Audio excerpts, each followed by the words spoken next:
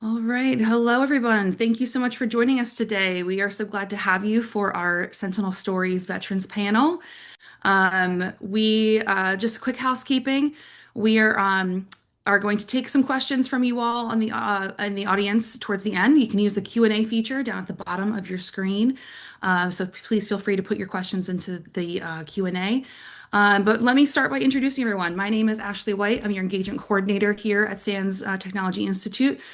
We also have Veronica Mason and Stacey Orr who work in the Veterans Affairs office. So if you guys do have questions for those folks, they're on the call to answer those questions. But our panelists today, we have Mark Baggett, who is our Assistant Director of Research here. So glad to have him here as our moderator. And then we have Dan Rogers, who is one of our current students. And then we have Jay Honeycutt, who is one of our alum. And we are so thankful to have all three of these gentlemen here to be our panelists today and our moderator to just talk about their experiences being in the military, transitioning out of the military, and moving into cybersecurity. And so, Mark, I'm going to turn it over to you. All right, thank you, Ashley. And thanks, Veronica, Stacy, for joining us as well to help us out on the questions with finances and all those kind of things that might come up. So if you have questions, we've got the full team here ready to answer those questions when we get to them. But I have my own set of questions for our illustrious panel, Dan Rogers and Jay Honeycutt. Just give you a little bit about my background. I am an Army veteran. I served in the United States Army from 1986 through 1990. So I got out. I was on terminal leave um, in, and I remember being in Hilton Head, South Carolina, when Stormin' Norman Schwarzkopf was on television dropping bombs in the first Iraq. I always loved being a soldier. I entered the commercial workforce where I worked my way from network administrator, a software developer to chief information security officer, and I always missed being a soldier. Something about being a soldier, being on a team with a shared mission that is very fulfilling. And when I had the opportunity to come to work for SANS initially as their advisor to the Department of Defense to work with the United States Army again and be building their cyber warrior training programs out there.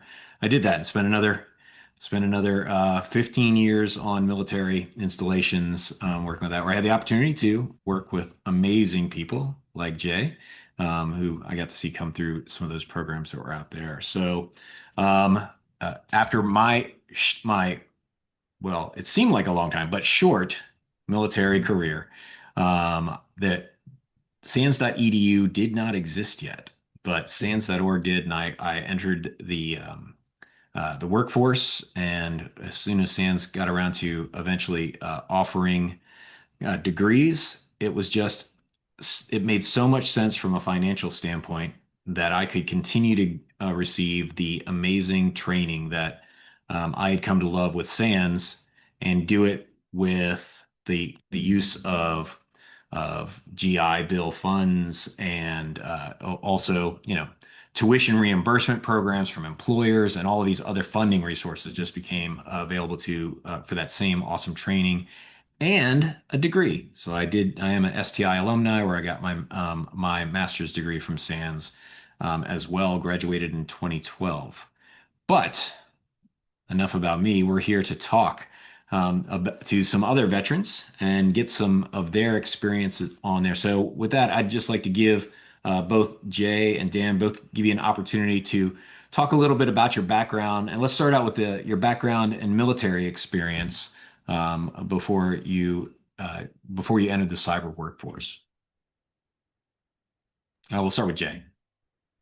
Yeah, so uh, I started in the military back in 97, so not as far back as Mark, but it was still pretty far out there. I started as a bridge crew member in active duty. Once I did my 3 years active duty, I was a young E4 and, I had my E4 mentality, so I decided I was going to get out. However, the National Guard actually had a different plan for me. They gave me an offer I couldn't refuse, so I took it. And then shortly after that, one thing led to another, 9/11, all this stuff. So I spent the rest of my career, a total of 28 years. So I spent the rest of it in the National Guard in one form or fashion. And what I mean is I started off as a part-time, warrior. Then at one point in my career, I had the opportunity to go AGR. This particular AGR slot was for National Guard Bureau. So I was what we call the Title 10 AGR uh, soldier. And I continued to do that until I become E7. Another opportunity came available. I didn't see much future as a Title 10 AGR soldier, so I took the opportunity to become a DA civilian, and I went back to being a part-time National Guard soldier. And when I did that, I actually transferred from or converted from an E7 Sergeant First Class to a W1, where I started my warrant officer career. Um, and during that whole time, I was Signal, and I stayed Signal until I went to my Warrant Officer Advanced course. Is where I actually met Mark, and he taught me some Python that I still use today. And that's when I become a 255 Sierra as a warrant officer. However, I did not do one single day as a 255 Sierra because another opportunity opened up to where I could become a 170 Alpha. And I got an AGR job up in the state of Maryland doing that. So I went straight from my advanced course to Maryland and converted straight over to a 170. And that's where I actually uh, joined the cyber field. I spent, I think we spent 6 years up there, and me and my family decided, we had enough military and it was time to come home. And that's when I retired in 2024. And that 2024 is really significant because not only did I retire, but it's also the same year that I moved back home and completed my master's degree with SANS. So 2024 is a big year. So for those of us who don't have the military MOS book memorized, the one 255 Sierra is on the defensive side, and obviously anything that starts with 17 is in a different track there. But the 170, can you just summarize those two different roles for me? Yeah. So so like I said, I never did one day as a 255 Sierra, which is a defensive warrant officer. So if you look at the warrant officer corps, you have your network guy, you have your server guy, and then you have your security guy, all in the signal corps. And so in my mind, thinking I was in the National Guard, I was going to show up on drill weekend as the defensive warrant officer, telling everybody, hey, we need to change our passwords. We can't be using these default passwords. So the opportunity to become a 170, which is not necessarily defense. It can be defense and it can be offense. It is more of a like an incident response role um, for the cyber core, especially with the job I was doing, more incident response. And then there was a couple handful of 170s that got to do offense, whether it was you know just for blue team, red team events, or for real life. Uh, Yeah. So that's pretty much the differences. And did you ever roll at one of the cyber protection brigades or? I, I was not in the Cyber Protection Brigade. I was down at the CPT. So in on the National Guard side, we had one AGR team, and they were based out of Maryland. All the other teams were um, the part-timers, and they each state either had a full one or a partial. Okay. All right. And again, trying to cyber protection teams with the but I apologize to use I know hey, this is a veterans panel, right? So we're going to acronym it up here as the but CPB is the cyber protection brigades and the CPT are the cyber protection teams.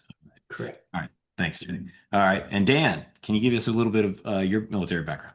Yeah, so my name's Dan. I served in the Marine Corps from 2009 to 2014 as a aviation communications systems technician. My job title actually changed about halfway through my contract, where they went solely from working on radios to more of kind of a massive C2 network.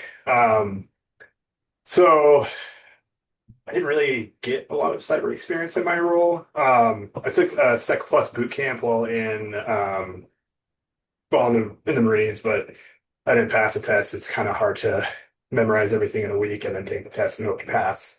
But most of my cybersecurity experience was on OPSEC. I had like a secret clearance. Um, Cryptographic keys for our radios, but I did get a ton of hands-on experience in setting up massive networks and kind of configuring radios through set and like SATCOM to communicate through radio laptops for our operators. My primary role is supporting the Direct Air Support Center. So when I deployed to Afghanistan, I got to do that. Um, but after 5 years, I got out. I told myself I would never get into IT. Um, and then I find myself back into it. Yeah. Okay. Now you said two things that confused me there. You said you said that you didn't do any cybersecurity, but you supported a massive C2 network. And I know that the term C2 has a specific meaning in Right. information security. So can you clarify that for me? Yeah. So, I'm not sure if I get the CT acronym, but I think it's more, but it's like the Marine Corps version of the command and control. So we had like the Direct Air Support Center, all the radar techs, everybody's kind of built together so we can get the full picture of the battlefield and provide support to the ground troops who are on the front lines. So that's our version of C2. There is some security that's roped into it, but when I was in, it was very under the radar. It was actually when I was getting out, they had the big push, and every once in a while, I'll kick myself because when I was deployed, they're like, "Oh, we're starting up a cyber warrior program, and if you lateral move into it, you can get a $60,000 bonus." And I was like, "Oh, I can get $60,000 tax free while I'm deployed, and it'd be great." And I was like, "Nah, I'm gonna get out." And now that I'm in cyber, I'm like, I could have got a ton of certs and a bunch of money and whole different whole different path than what I've taken. But I've enjoyed my kind of broad background and how I've got to where I'm at. So All right. Okay. So let's talk about when you decided to transition from Mhm. military, and I'll go back to you, Dan, for first on this one. You started to go back from military to now you're in information security, where Dan, you specifically said you never wanted to do IT again, and yet here we are. So how did that happen Mhm. for you? So when I separated, I moved to Missoula, Montana, and attended the University of Montana and got my degree in physics. I graduated and moved to Northern California with my wife, and I worked for a really small DoD contractor as a systems engineer building automated test systems. So I learned a ton of automated programming. A lot of it was, testing electrical part like points on little circuit boards and then doing like validation testing on explosives. Ton of fun, loved it, but we wanted to move back. So I kind of used that automation experience to pivot into a controls engineer position back home in Missoula. But the position was kind of like you're going to do controls, but we also need kind of like an internal help desk. And I was like, yeah, I did IT in the Marines. I know how to, I know how to troubleshoot a Windows machine. It's fine. So yeah, I did a lot of programming on industrial control systems, and then the company was hit with a business email compromise, and the managed service provider that we were using was kind of like, unless you pay us 85,000 extra dollars a year, there's nothing we can do. Their security stack was antivirus, so there was no hardening. They didn't even have like a security framework applied to it. The business email compromise happened because they didn't even enable MFA. And I was, and this is 2023, and I think like right before it happened, I was like, hey, I think we should enable MFA. Like I just learned, I'm like starting to learn some security concepts. So I was too late to get it rolled out. Luckily, the incident was pretty small. Like I don't think there was any fallout from it. I don't think we lost any money. But my org was kind of like, hey, you need to figure out how to build a security stack for us because we're not paying that amount of money. So I kind of got thrown into it and dug around. I talked to a local security company, and they were like, at a minimum, you need to have an EDR and you need to harden your environment. Um, they like the CIS controls, so I kind of jumped on that and started using the CIS benchmark controls. Found out it was actually really interesting and not this scary black box that I was led to believe. And then I was able to use the VA's Veteran Readiness and Employment Program to go back to school. And I enrolled at the SANS. So I'm finishing up the graduate certificate in cybersecurity engineering. I'm on the core exam right now. So I'm finishing that up this month. But yeah, it was kind of eye-opening. Um, the lack of security at that organization.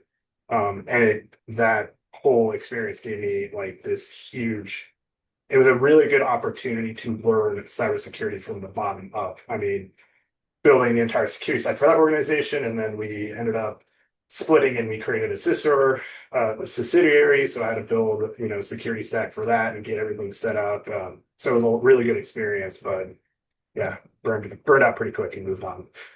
Interesting. I also entered the field when my employer was compromised. So um, yeah. So how about you, Jay? When you were military, now you're in cyber, right? I know that you had some of your transition happen while you were in the military, right? Because you went into 255 Sierra, the cyber warrant officer, network defender, and then to the 170. What was it that drove you from I'm going to do technology to now I'm going to enter these cyber careers in the military? So yeah, that's a good question. I think it has to do with my drive and my mentality. Um, not that I wanted to, learn how to hack everything and all that stuff. That was actually far away from my mind. But as I was, coming up through the systems side of things, I was help desk, classroom support, sysadmin, all that stuff. After I sat in those roles for so long, it seemed like new problems were old problems, meaning something would happen to one of the servers and I could go, oh, you know what? I've seen this before. It was 10 years ago. And I would have to figure out how to fix it again. So it seemed like to me the job was starting to get repetitive. Um, with AI now, I don't know if that's still the same, but at that particular time it was. The job was getting repetitive and I wanted a new challenge. And going into cyber and security was a whole new challenge. Um, and I didn't know it at the time, but it's like a daily challenge. So like nothing is getting old to me. Yeah. Yeah, a way that I looked at it when assessing military careers is it does seem, and you guys correct me or tell me if you have a different opinion. It does seem that in the IT side of it, it's very much you have a problem, nuke from orbit, right? Just wipe the machine, rebuild, right? You might take 5 to 10 minutes to diagnose the thing, but then we're just going to rebuild the systems from scratch. Whereas in information security, right, you may be destroying the only indicator of compromise that you're going to have an opportunity to detect and then look for elsewhere when you nuke from orbit. So root cause analysis in security is very much a core principle that we have to adhere to. And I think that inspires a lot more in-depth research into these things. Has that been your experience? Yeah, it's definitely been my experience. Yeah. Okay. So let's talk about now your current jobs and how do you find it? Did your military service help you to find it? Did you use any programs that either the military offered to transitioning veterans or SANS.edu services or anything like that in finding those jobs? And did your military background help you in getting that job? Dan. I'll start. Yeah. So my current role right now is an IT security engineer for the company called Consumer Direct Care Network in Missoula. We're local to Missoula, but we have offices across the country. Um, the really cool thing is like the security team, like security as a concept isn't new for the organization, but like a fully fledged, dedicated security team is new. So there's a lot of, you know, figuring out things and, I'm kind of under NDA, but figuring out security's role in the organization and how we can, better things and kind of fixing out like old habits that are kind of die hard, I think, and kind of breaking down silos that have been built up. Um, I found it through Indeed, actually. I've known about the company for a while. They had a security analyst role pop up, and then I didn't get it, and then I reapplied when they had a security engineer, and I was like, I'm taking it. I think my military background did help in two ways. One, the VA is helping pay for my SANS education, and I think when you apply to a security job and you have a SANS, one SANS cert's great, but you put multiple SANS certs on your resume and say like, yeah, I'm going through a SANS education program. Speaks volumes because it's highly recognized. Maybe the other way it helped is I've come from small orgs and I was moving into one that, has, I'm going from a small business to an enterprise. My manager was interviewing me and asked him, was like, can you handle it? And I was like, it's, in the Marines, I dealt with, dozens, probably about 100 users, and had it work across different groups of people and kind of collaborate together. And, in the military, we're able to adapt to new scenarios and um, really learn quickly on your feet and uh, shine in those really stressful roles. So I think those two helped. And then also as a veteran, I get veteran preference. So really use that when you're filling out resumes and stuff. Make sure you check the box we have a veteran or all of that stuff because you do get veteran preference and you bump it up on the percentages or whatever. Okay. Yeah. How about you, Jay? What about your current job, and did your military experience help you in transitioning to it? Did SANS help you define it? How'd that work? Yeah, so both of those helped along with some additional research and stuff I did. I knew I was retiring. I knew where I wanted to live when I retired. And so I went and found the company that I thought was going to pay me close to what I was making as a warrant officer. And so I kind of started planning how to get in and get the interview, is what I did. And I was doing so much planning and research that my current company actually called me. One of the recruiters actually called me one day, and I went to work and told my buddy about it. And he was like, "Well, why'd they call you to serve you with a restraining order?" Because what I was doing is I was using LinkedIn, and I was trying to find any veteran in the company that would be sympathetic to my story. Hey, I'm transitioning, I wanting to come to work here, things like that. And eventually that paid off. It actually paid off multiple times, but every time I needed to reach back out to somebody, they had left the company. So, but the very last time it worked, uh, there's an Air Force guy who responded to my LinkedIn message. He sent me over to one of our coordinators, our military hiring coordinators, uh, and I asked him, and I started a conversation with them. I said, "Hey, are you guys part of the Skill Bridge program?" Well, he'd come back and said, "Well, we're not directly part of the Skill Bridge program. We actually fall under Hire Our Heroes." And so I started a conversation with them with hiring our heroes, and I was still in conversation with the guy from my company, and he was already introducing me to people and everything. And yeah, so uh, I was meeting people before the HOH program or Hiring Our Heroes program even started. So once the program started, they got my resume. He was able to hand it out legally to all the managers. And next thing I know, I'm interviewing with the team. Um, one question from the guys on the team was they looked at that long list of SANS certs that I have, and the question was, which one was the hardest? And I gave my response. I found out recently, like 2 weeks ago, that there was a right answer to that question, and I just so happened to say it.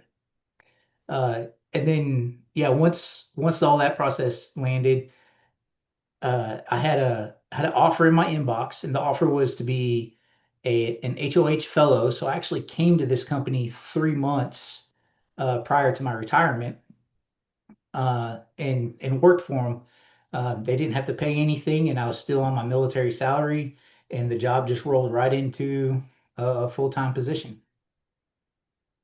Yeah, I know many veterans who have taken advantage of that last 3 months of service before retirement and found amazing jobs with top level security companies as you did. All right, so I got a bunch of questions that I want to ask. So I'm going to go with asking just one of you for the next couple of questions on these things. So this question is, when you transition from a military service where you've got a lot of acronyms and you've got things that you do that are classified that you can't really talk about in terms, then you're going to a commercial employer who doesn't know those terms, and you obviously can't talk about with the classified information. How do you go about transitioning the skills that you had in the military into terms that are recognizable for commercial employers? And I'll go to you, Jay. Yeah, for me, it was pretty simple. Even though I worked in a classified environment, a lot of the tools I used were open source. Um, Now, I never talked about how we used the tools. I talked about I used Moloch, so I know how to write queries and search for things in Moloch. I could talk about that all day long. It's open source. The documentation is out there. Um, I don't think I necessarily talked about things that I may have found. That stuff would have been still classified. And same with like Security Onion. Security Onion's open source. It's a tool that we used quite frequently. And just you can the way I look at it is if you're reading an op order, maybe the overall op order may be classified. But when you're actually reading some of those paragraphs in that op order may say unclassified. Well, you could probably talk about those parts. Yeah. You just can't talk about the overall mission. And that's kind of the approach I take. Yeah. So a TCP packet is a TCP packet on a military network, just like it's on a commercial network. Yes. I Yeah. just can't tell you where that TCP packet went. That's right. That's right. So another component of that is, when you're in the military, you're part of a team that has a big mission. I'm looking at you, Dan, for this one. You've got a mission that is very big, right? And there is a sense of patriotism. There's a sense of greater working on a mission that's greater than you as an individual. That when you go to a commercial sector and you are protecting the web page of mom and pop's gas station. Okay, maybe I'm minimizing it to make a point here, but my question to you, Dan, is how do you redefine your sense of purpose, and how do you stay motivated to continue to do the things that you're doing today? Yeah, that's really easy for me.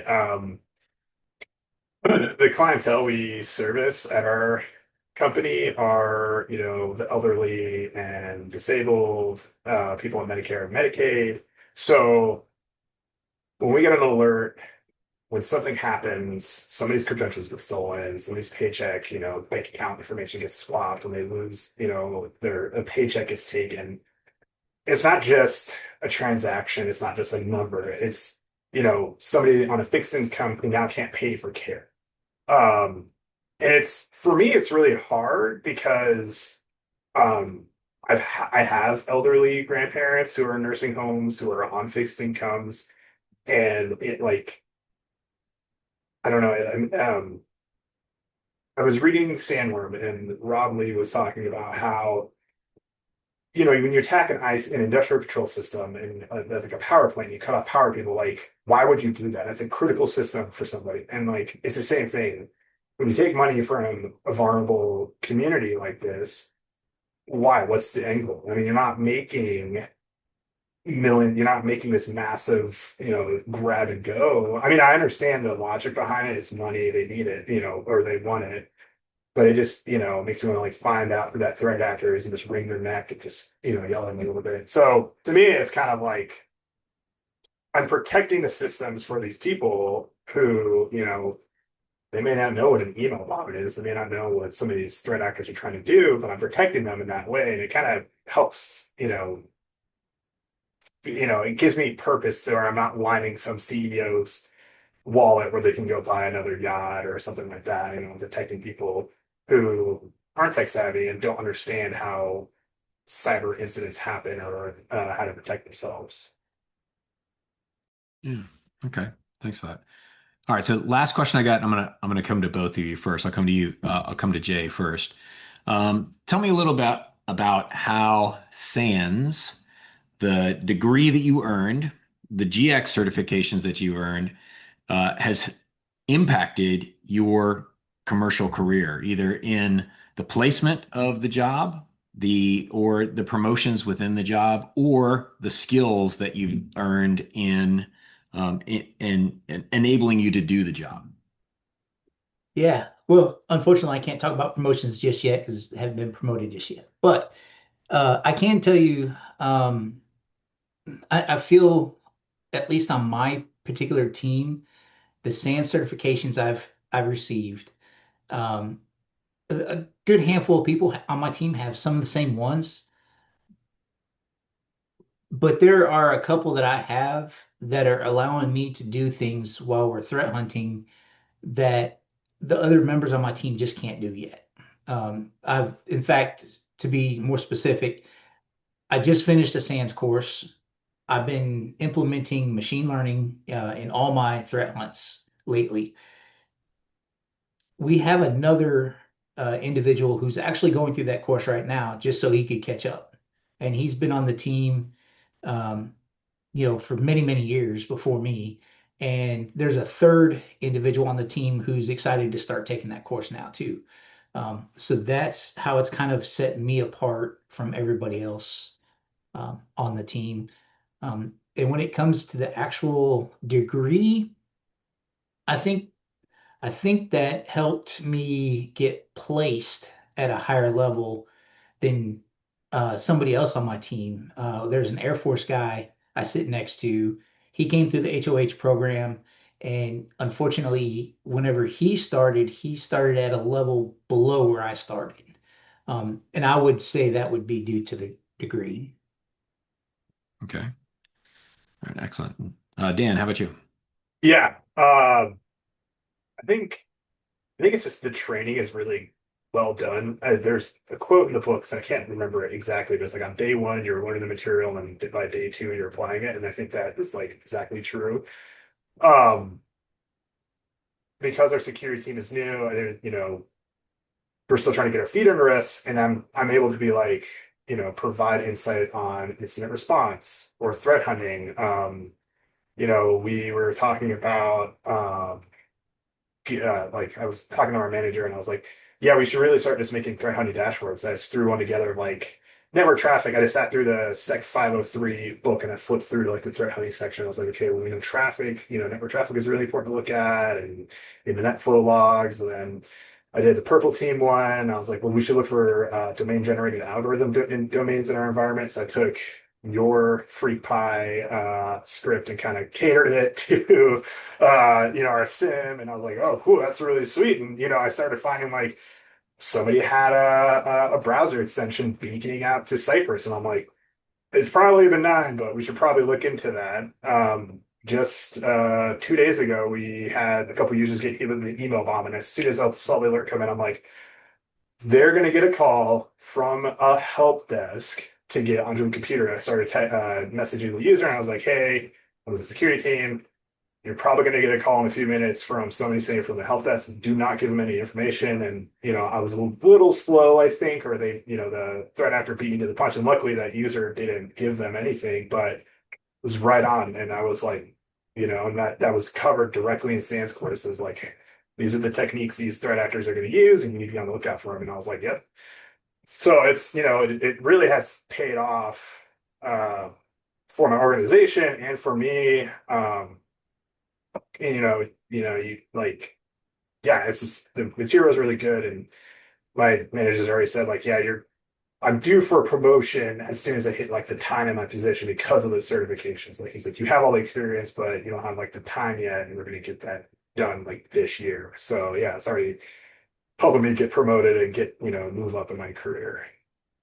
Right. Excellent. Did they think that you had psychic powers when you said you will receive a phone call? And No, I wish. No, one of them was like, "Yeah, I got a call, but I didn't pick it up. I'm trying to report all these spam messages." And I was like, "Great, don't pick it up if they do try to call." Um, but no, I told him I was like, "Yeah, this is pretty typical for a threat actor. It's a pretty standard email bombing attack." And I was like, "I think we're doing better. I think Uber got hit by one, and they got actually ransomware." So I told all the users, I was like, "Thank you, good on you for staying vigilant, and I really appreciate like." Your sense of security mindset. Yeah, awesome. All right. Well, I want to start taking questions from the audience. I'm looking at the Q&A panel. I don't see any questions there yet, but we're gonna give you guys an opportunity to take a question. Let me ask one last question of the group, unless I see that Ashley joined. Ashley, did you have a question? Yeah, we actually have one that came in. It's kind of actually for you, Mark. Brandon would like to know your advice on transitioning from a GRC role to a more incident response or DFIR role as a former 25D. He realizes that the market's a little shoddy right now, but any tips to get his foot in the door? And he also wants you to know that Sec 573 was fun. Excellent. Yeah, of course, the 25 Delta is our NCO cyber defender. And um, and so I would say that there's a couple of places that are definitely going to help you out in doing this transitioning. If you're up to retirement, certainly heroes hiring our heroes, and those programs are out there. But SANS.edu does have excellent services to help people in finding positions. I don't know the statistics off the top of my head, but I know that a most of our graduates have offers or a job by the time that they graduate. By most, I mean at least 50%, but I think that's probably even higher than that. So if anybody in the SANS team wants to clarify my mumbling, that would be awesome there. So having a degree and your certification. I know as a Delta, you've already got certifications, and here's the beautiful part of this. I know where you got your certifications because I was a part of that program there.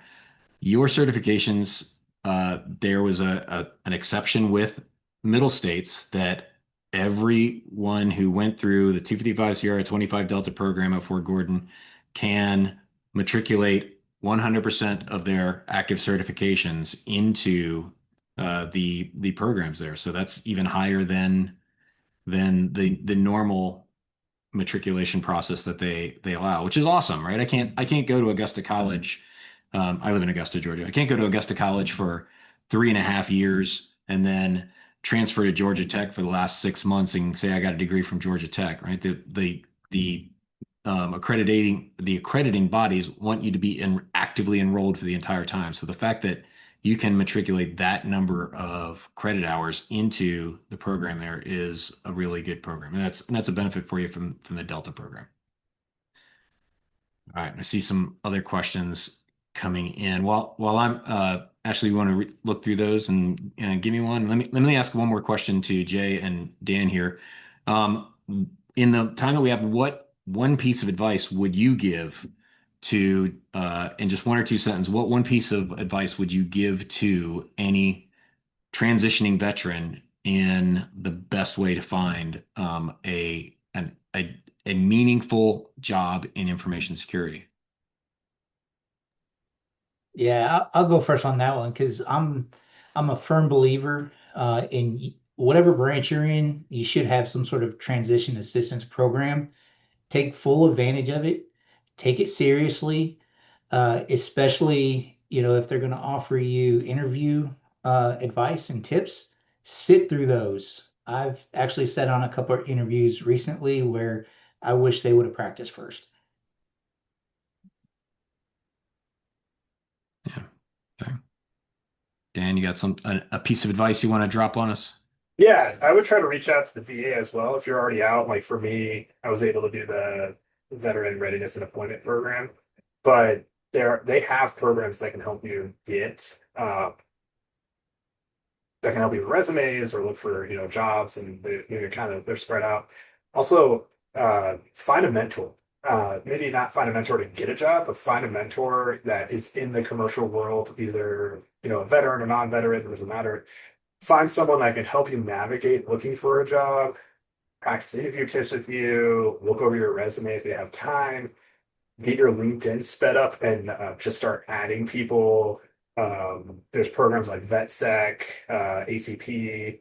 All those have opportunities to find jobs and veterans who are willing to help you, or commercial people that are willing to help you. So look into those services. And I think, yeah, it's part of it. Yeah. Do it, Jada. Do some open source Yeah. intelligence on the job career, places you want to work Recount all at. the employers that you want to work for. Yeah, I see a question here in the chat that I'll ask you guys. Just and I'll step out of the way here for this one. What was your favorite SANS course and why? Why did you find it to be the most valuable? And let me just step this way and ask that question. No, so Well, what was your favorite SANS course? even though I took 573 twice, doesn't necessarily make it my favorite. And to be honest, I don't think there was a favorite course. There was a favorite test. So those experienced exams, those are actually Yeah. really, really fun. 25 questions in 4 hours to just play around. Hopefully you pass. Yeah. But yeah, those would probably be my favorite. Yeah. So the GXP or all of the different experience exams, which again, you've got to get a course or a series of courses before you can go and take those. But those additional hands-on exams are engaging. Right, how about you, Dan? I'd say my favorite course was probably Sec 599, which is the purple teaming course. Um, it was just a ton of fun to learn how to purple team, and Eric, who taught the course, his jokes throughout the lectures actually like cracked me up, and I'm like, I'm gonna try to work these and at work somehow.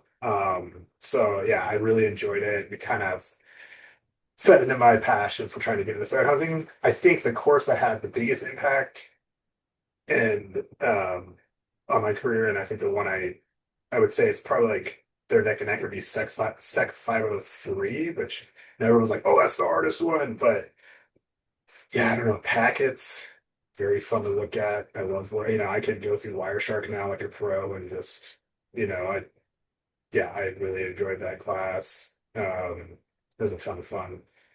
Very confusing, but very. Yeah, I think there's some classes that are very fundamental. I do think that you should take a good foundational course to lay a solid framework. But then on top of that, I think 504 and 503 as a hiring manager, a CISO, right? If I hired somebody that didn't have them, that's the first place they were going, right? They were going to get the foundational knowledge of like a 401, a 275, and then they were going to go to the 504 and 503 before they were allowed to touch my network. And then we can talk about different specializations in making you a better security professional. But all right, well, Ashley, I'm gonna turn it back over to you. See if you have any additional questions or anything else that you'd like to ask our panel before we wrap this up. Yeah, I actually have a question that kind of actually has to do with your clearance levels that you guys have in the military. This is something that I know that students have asked in the past.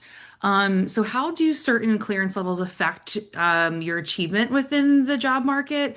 And then is there any weight to having an experience clearance? Just, kind of curious if you can talk a little bit more about that. I'll say that I still maintain my clearance so that I can engage uh, customers as an employee of SANS. So SANS recognizes the value of clearance, and it's just required to have some discussions and spaces. Um, but I think it's a checkbox, and it's really going to be useful if you are going to be dealing with government, right? Specifically, but then again, you can't necessarily go from I've got a DoD clearance now I'm Department of DOW. I've got a Department of War clearance now I'm going to go help the Department of Energy, or I'm going to go help the Department of Justice, right? They each have their own. So while it's a checkbox that you can check, it's and it does open a bunch of jobs opportunities to you. I don't know. Those, in my opinion, have always been the least compelling jobs, the least interesting, and the ones that usually don't pay as well as others. But what do you guys think? I would echo what you're saying. I have I think my clearance is still active because I've only been retired for a couple of years now, but I work for a large retailer. They have no use for my clearance at all. But I've got friends who've also left and gone on to do other things that are still in that Maryland area, DC area, where it is a big deal for them, even for contract jobs. Yeah, I think my clearance, that is secret clearance, it expired in 2019. Yeah. I may have put it on my resume when I was first looking for jobs, but I have again. Thanks, guys. Another question that came in was, and I'm going to tweak it a little bit, but what knowledge and skills would you consider to be the most important as the security industry evolves over the next few years? And what are some of those knowledge and skills that you got from the military, but then also from your education from SANS? I'll let Jay and Dan answer this one. I have a strong opinion, but I'll be quiet for a minute. Um, so communication is always a big one. That's non-technical that we're always looking for. Especially writing reports. I've seen some of my coworkers write reports. So I always go back to my research paper and I'm thankful for it, regardless of what the outcome was. Still thankful for it. And I would say the skill that followed me out of the military that my civilian managers are really, really enjoying is my adaptability. Meaning if I'm threat hunting for something and I go to our SEAM and I'm not seeing the logs I expect should be there, I'm finding another way to go get said logs, just so I could, complete my mission. Yeah, I would say, the same thing. I think over the next 10 years, we're going to see the massive push of AI. Um, being used as a tool. So I think having those core soft skills are really important. Your communication, being able to talk to people, being able to talk to users is massive. I think I use Copilot every day, not as like, do this code for me, but like read what I wrote and make it understandable for a user because they're not going to understand technical jargon. So I think being able to communicate is really important. I think one of the skills I took from the military that has, gone really far in my careers is kind of similar to what Jay is saying. Is like my adaptability and persistence. One of my coworkers calls me the bloodhound because if there's a problem and I'm like that's just not right, I'm hunting it out until I figure out the root cause. And it's just like, when you got, you're inspecting rooms or, doing uniform inspections, you got to have that attention to detail, making sure the uniform looks good so that you can have your weekend. And you got to make sure the person to your left and your right has a good looking uniform. So, I think those soft skills you get in the military, you don't really think is um, adaptable when you go out in civilian roles, really adaptable out there. You got to find that one thread on the uniform that wasn't there before. So I think those are the ones I've carried with me. Yeah, I'll say I think the ability to know things and explain things is going to quickly be replaced by AI and it is the soft skills, right? AI can write a poem that can make millions of people cry, but it's never going to cry while writing it, right?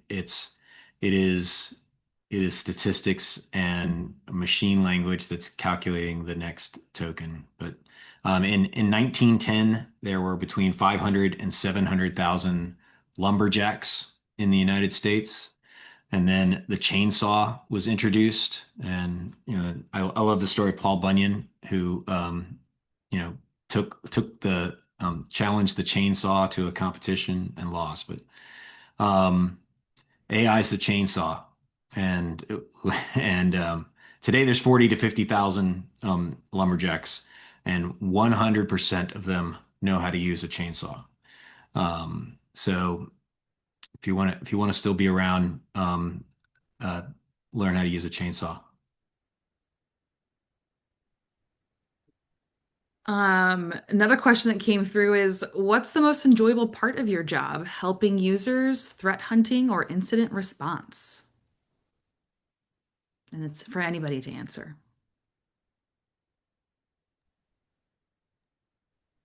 Really enjoyed, yeah, I think I enjoy threat hunting a lot.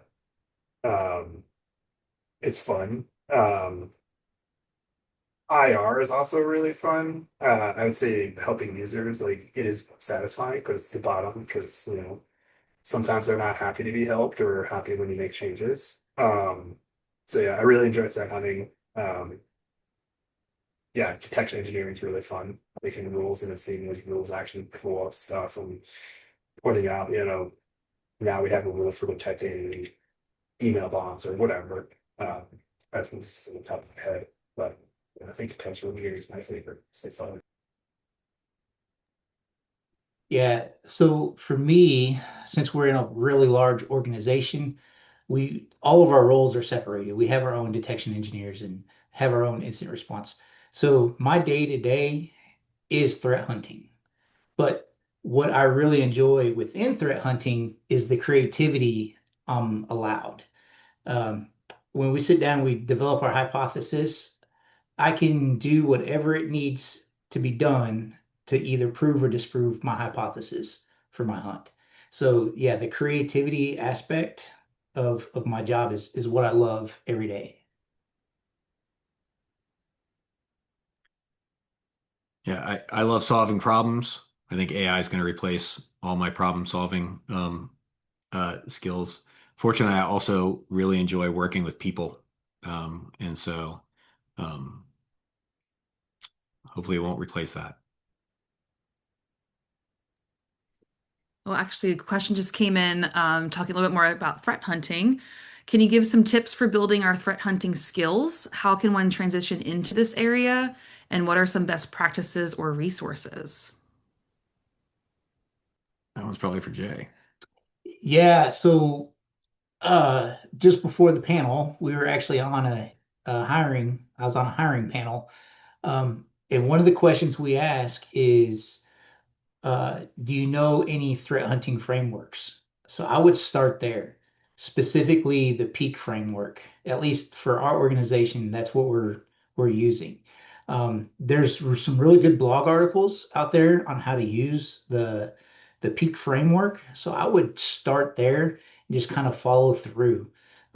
Build out your lab, use some atomic red team to attack your lab, and see if you can use the peak framework to build you a threat hunting a workflow to see if you can find your atomics.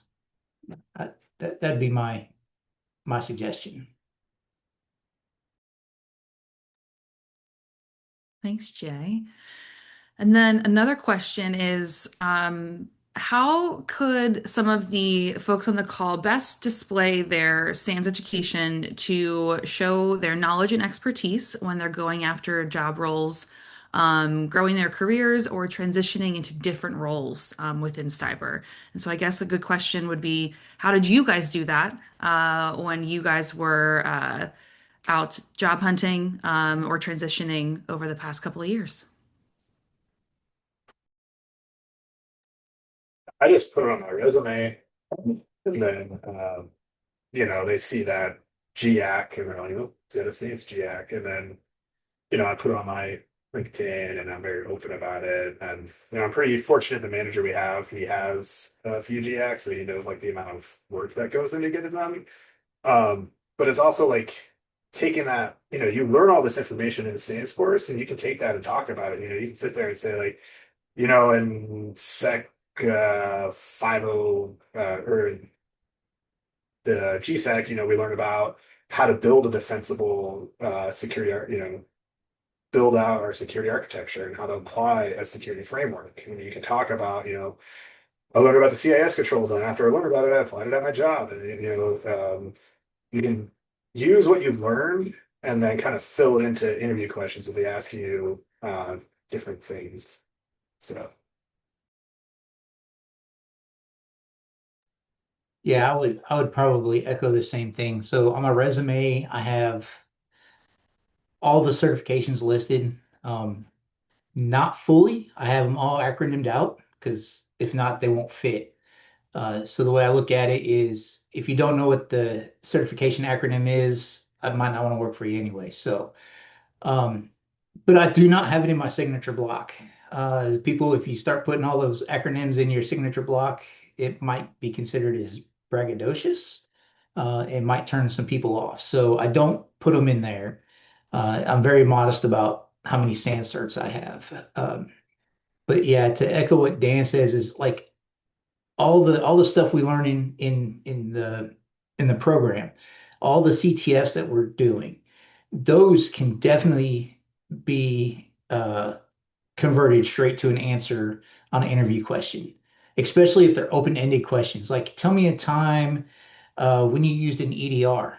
Well, how many times were you guys in Elastic, in any of the courses, you know, things like that. So that's what I would say.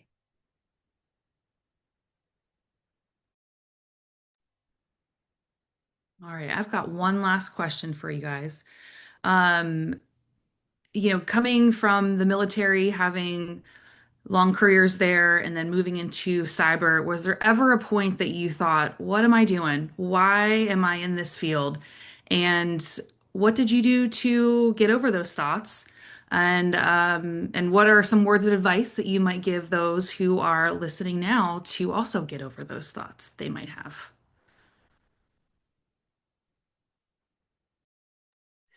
I'll say every day that I wake up, I am glad to be in information security. There's so many new challenges. There's certainly times when I run into problems that I don't know how to solve, right? But I'm thankful for the opportunity to continue to work on it and to continue building my skills. Uh, what is the saying? If it's not growing, it's dying, and I feel like there's always a chance to grow, and I appreciate that about information security.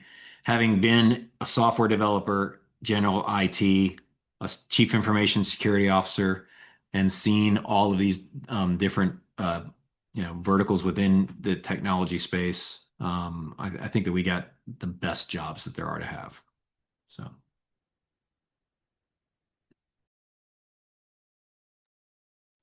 I think for me, yeah, I've suffered through imposter syndrome and I have ADHD and gone through, when I first started the GSEC, I was like, man, this is brutal. And then I remember getting 100 on the test, and I like walked down. I was like, hey, they'll tell me the score on Monday. Like, it's been a pass. And then I emailed my advisor, and she's like, no, that's your score. And I was like, oh shit, like, you guys don't know what I'm doing.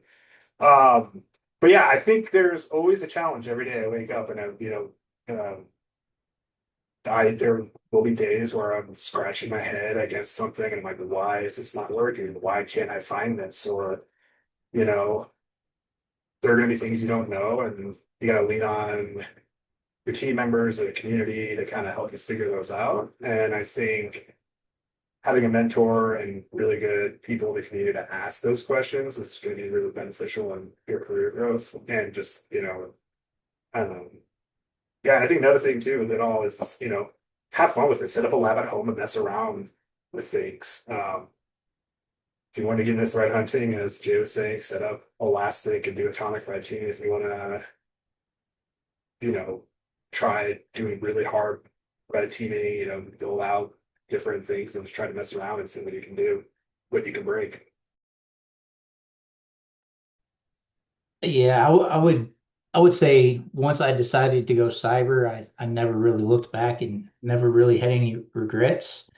Um, so I just, if it got hard, I just work harder. So All right. Any closing thoughts? Mark, do you have anything you want to share before we wrap up? I'd just like to say thanks to SANS for putting this panel together and reaching out to people. I'm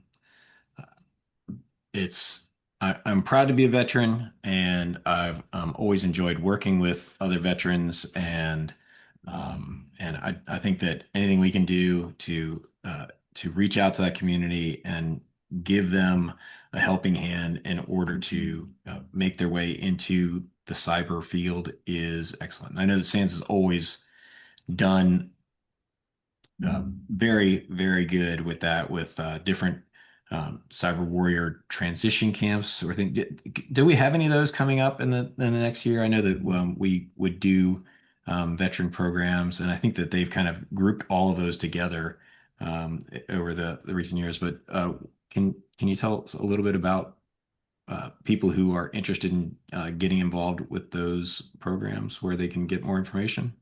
Are you talking about the academy programs, like those Yeah. folks? Yeah, Yeah. they've lumped all of that stuff together. But we can share some of that information via email to Okay. everyone. Yeah.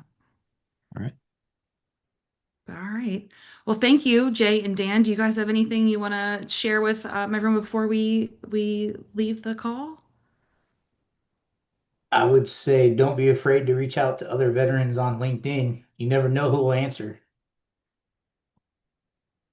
Definitely. Dan? Same thing. If you find me on LinkedIn, add me in. Always welcome to chat security. Um, yeah, have fun with the courses. Really, they're fun, and you get in what you put out. Definitely. Also, too, for everyone, we have a new SANS Vets channel on Slack. So if you go to the student Slack space, if you go to the search channels feature, just search for SANS and Vets, you'll find it on there. It's a newer space that we created about 2 months ago. So there's a space for all of our veterans to gather, chat, ask questions of each other. So please go there.